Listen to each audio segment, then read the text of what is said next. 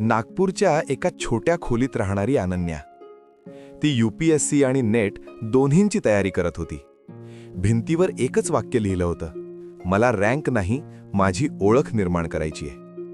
घरची परिस्थिती साधी, वडील आजारी, आई शिवणकाम करून घर चालवत होती. पण अनन्याचं स्वप्न खूप मोठं होतं. पहिला निकाल लागला. Prelims not qualified. हात थरथरले, डोळे पाणावले. शेजारी म्हणाले, इतकी वर्ष अभ्यास करून काय फायदा? आत्मसंघर्ष.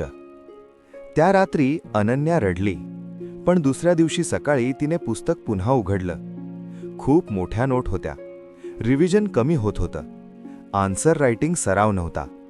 तिने स्ट्रॅटेजी बदलली.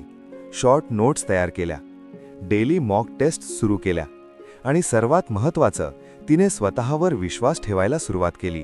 दुसरा प्रयत्न, पुन्हा परीक्षा, पुन्हा ताण. यावेळी ती प्रिलिम्स पास झाली, मेन्स दिली, इंटरव्ह्यूपर्यंत पोहोचली, पण फायनल लिस्टमध्ये नाव नव्हतं. घरात शांतता. आईने फक्त एवढंच म्हटलं, बाळा, तू हारली नाहीयेस, तू अजून शिकतीयेस. अंतिम यश.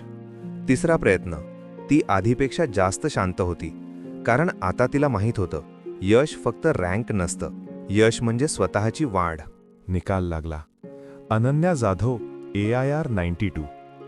आईचे डोळे भरले. वडिलांनी तिचा हात धरला. अनन्या म्हणाली, मी 3 वेळा पडले नाही, मी 3 वेळा उभी राहायला शिकले. प्रिय UPSC नेट सेट विद्यार्थी मित्रांनो, अपयश ही तुमची ओळख नाही, ती तुमच्या प्रवासाचा भाग आहे.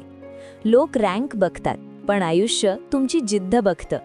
स्वप्न मोठं ठेवा, प्रयत्न सातत्याने करा आणि स्वतःवर विश्वास ठेवा.